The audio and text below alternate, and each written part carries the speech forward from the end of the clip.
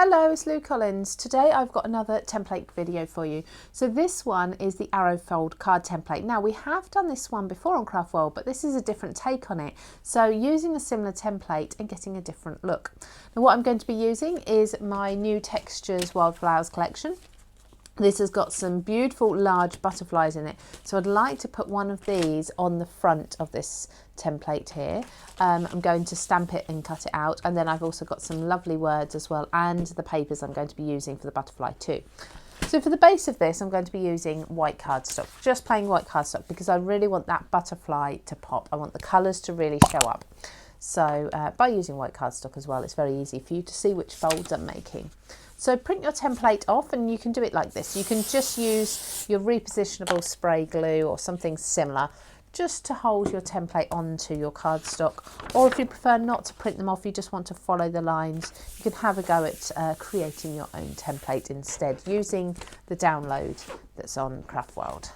So I'm just going to go in and cut the edges, because with the Craft World templates, any of the solid lines are going to be cut lines, and any of the dotted lines are going to be score lines. Now what we do have on this particular trimmer, because this is a Creative Craft Products trimmer, this one has both scoring and cutting blades.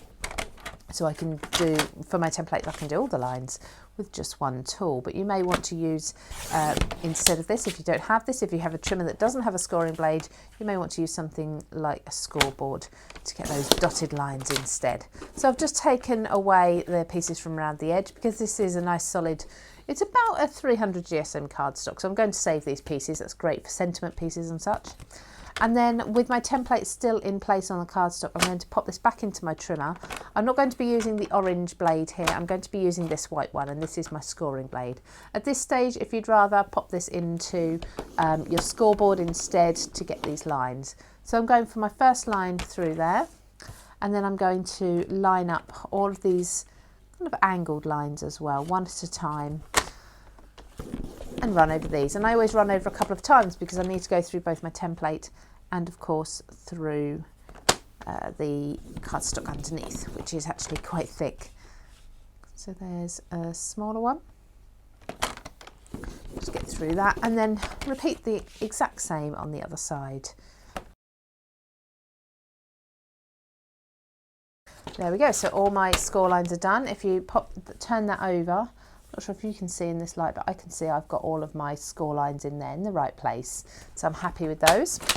So I put my scoreboard away, or my scoring tool trimmer away. I can now remove the template, and because it's got the repositionable adhesive on it, it's not on the paper, it's on the template here, so it's not on my card base because I sprayed it onto here. I let it go tacky a couple of seconds before I placed it on. So this is going to remain tacky, that's why it's called repositionable. So I can then put this onto something glossy like a piece of packaging, maybe a sheet of acetate, and keep this and reuse it again another time in the same way. Now what I have got is the centre fold, so first of all fold that down just like so, and then we've got these three lines either side of the centre line there. So the first one I'm going to fold back. The first on each side goes back like so. The next one folds upwards, so that's going to be a valley fold. So you've got a mountain fold, then a valley fold on either side. Push those in, you start to see your arrow coming together, and then the last one is again a mountain fold, so it's going into itself, into the centre behind the point of the card there. So you've got this effect like so, which is really pretty, and that will of course still stand on its own. If it's not on a slippy mat, it stands on its own absolutely fine. Now as I said, I'm going to use that beautiful butterfly. I'm going to be placing it onto some of the patterned papers that I've got here. So let's choose, I think I want to go with the rainbow. That's a gorgeous one. Let's go with this one. So I want a nice deep colour that's going to really stand out on the white cardstock, and I need a solid black ink. So first things first, let's grab my stamp and put it into my stamping platform, which is just up here. There we go. Now while this is has not got any ink on it, I'm going to decide which part of this pattern paper I want to use. So do I want to go with red and orange, or do I want to go with blue? I quite like the blue and purple actually, quite like those colours. So I'm going a bit in the middle there. Let's bring it to the edge slightly, save a little bit of paper where we can. The pink and orange looks equally as beautiful. I've used that on another card project before though, so just place it nice and clean on your paper, decide which colourways you want to use, and then you can pick that up. Now what this is going to do is give you, the outline is going to be black, the detail is going to be black, but through that detail you're still going to see that ombre effect. So ink this up with black. I'm using an older ink pad here. This one isn't quite as juicy anymore, so I expect to need to use this a couple of times, and that's why I use my stamping platform as much as possible, because that means I can repeat stamp this, reapply the ink, restamp it, and I know that it's always going to be in exactly the same place. So let's just get the very edges there, press down all over that butterfly. It's a beautiful detailed butterfly, really nice size as well. And then I'm going to add another layer of black ink just to make that as nice and deep and solid as possible. So pop that over there like so. Perfect, so that's nice and solid. I just missed a little bit up there. So lovely, happy with that. So pop that butterfly back there, and then we need to cut this out. Now what I love about this stamp and die set, as I said, it's the Textures Wildflowers. The die set is just under here. So this one here, so it's the Wildflower Editions die set. The butterfly on the front looks tiny in comparison, but it's actually the same size.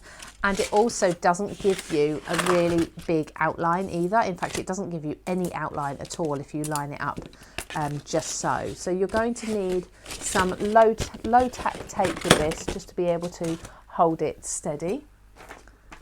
There's mine. This one again, I get this from Craft Stash. This tape is 3 rolls, I think, for $4.99. That includes the dispenser as well. So I'm just going to put my head over this a little bit, as much as I can, and just make sure that that's as lined up as I possibly can get it. Nice and even everywhere. Just have a look around all the corners, making sure that on every side you've got the same sort of distance between all the detail. You should be good to go. So I'll just die cut this.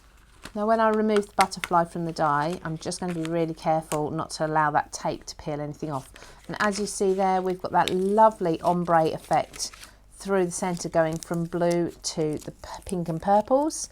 Just remove my tape because I will reuse those another time. Pop my die back in the packet, and let's see how striking this looks on that white card. So just on there, you see how much that stands out absolutely beautifully. That's what I wanted. I didn't want it to be sort of drowned out by any colour behind. I wanted it nice and white, really bright colour.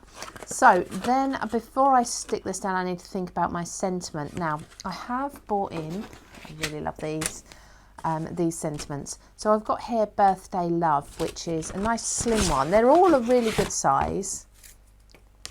Just there, you can see I've used it with some red before, so I need to pop the red pieces out. Not cleaning up as I'm putting away here, obviously. So just pop those out. And I'm thinking, using my scraps, I'm going to have the blue and the purple that we've got, or the mauve colour that we've got in the butterfly, as a two-tone sentiment. So what I'll do is I'll cut the first layer, the complete die here in one colour, probably the blue, and then I'll cut, or I might do it the other way around actually. I might cut it all in the purple and then cut one of the words out in the blue. Either way, I need to cut this in both purple and blue first, and then we'll come back and we'll snip those about, and we can effectively actually get 2 sentiments out if we're careful. So there's my 2 words. Let's pop that on the white so you can see it clearly. Birthday Love in both purple and blue. And they're kind of just stronger shades of the blue and the purple we've got here. Now because we've got blue at the top, I'm thinking the word love wants to be in blue here, so the base colour blue, and then the word birthday being higher is going to be purple, just to be a reflection of these colours, so they are contrasting on each other. Now of the 2 words, the easiest one to place is the love, to cut that out and replace that because it's all one and doesn't come in little bits. So I'm just going to trim the word love away from the word birthday there. It's really easy to do. You've only got a few snips to do, and it's very, very easy to follow the line of the letters as well. And you can of course keep the birthday here, and you could use those on another part or another die cut later on of different colours to mix them. So I've just cut out the word love there. I just need to take a detail glue. So this is a glue with a very fine tip applicator, and put this glue in small, really small amounts just along the word love there. And I just use tweezers to hold my letters still, and sort of hold them at the beginning and start at one end and just work your way along, gently pressing each letter down on top of the other one underneath, the purple one underneath, making sure it's all lined up just right. And at the end of the day, if you do get it slightly offset by accident and you have a slight sort of purple shadow, it's not a problem at all because it will coordinate, so it's fine. Just pop that little piece out of there. Lovely. Now I've got a little bit of glue and a little bit of purple on this corner. So what I'm going to bring in is a tool that I use a lot, I mean an awful lot. And it's the eraser, the adhesive eraser from Craft Stash. It was only a couple of pounds, but honestly, it's lasted me years, and I just use it all the time for little bits like that where I get a little bit of glue where it shouldn't be, and it just rubs it off. Obviously, make sure the glue's dry before you do that. So let's just bring this back into the point. I've lost my bone folder. I must grab myself another one because I don't know what I've done with it. Most likely it fell in the bin and I threw it out. That's usually what happens with my tools, but just using the edge of my pokey tool there to secure some and strengthen some of those fold lines. I'm going to use this glue just to glue down the butterfly, so along the middle of the body, a little bit at the wings there, not too much, because we're going on to this arrow here, and it's nice because that kind of looks like it's almost floating there as well. It's got a little bit of dimension to it, and then on top of that is going to be the birthday love, and that will stand out nicely. So just hold that in the middle and add little bits of glue with your fine tip applicator all over the back of this die cut. Just have a look at it first of all and make sure you know whereabouts is going to stick to the front and where's going to be hanging loose almost, because you don't want to add glue where it's going to stick to the reverse of the card by accident. There we go. And place this directly over the centre of the butterfly there. Birthday love, all coordinated. Let's bring that down. Lovely. So that's a different shape card. That's the arrow fold card for you. You've got the template on Craft World.